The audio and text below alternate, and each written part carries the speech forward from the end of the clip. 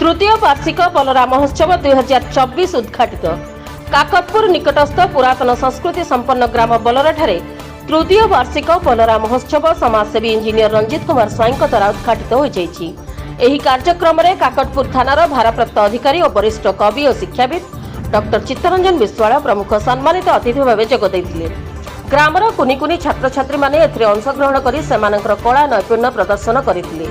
बलरा ग्राम में आयोजित यह उत्सव निजस्व उद्यम अनुष्ठित होइथिबारु वक्ता माने ग्रामवासी उद्यम को भूयसी प्रशंसा करथिले। उत्कर्ष कलार भूमि उत्कल रे जेउठी प्रस्तर मूर्ति भी कथा कहे सेठारे कवि कलाकार वर्णना करने आम पाखरे भाषा नाही बोली वक्ता माने मत प्रकाश करथिले।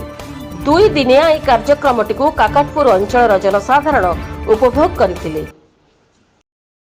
मु रंजित स्वाई काकटपुर निवासी। आज बलरा ग्राम काकटपुर निकटस्थ माँ मंगला पीठ एरियार जो बलरा ग्राम अच्छी से ग्राम आज छोट छोट कुनी पिला मानकु नहीं नाच प्रोग्राम कंपिटिशन करथिले, जहाद्वारा आम पाखापाखी एरियार पिला मानकु किपर आग्रह सृष्टि हम और मन में उत्साह होकर से कला को आगू नेबे से आज आसी उत्साह दे।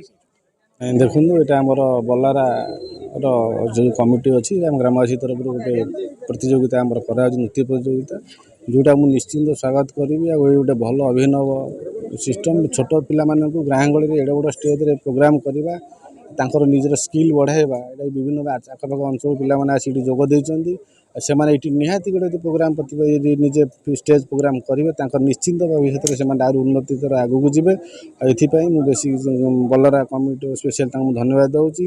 यही प्रोग्राम को आउ जी आगू बढ़ेगा से निश्चिंत भल हम से आम सब संपूर्ण सहयोग अच्छी।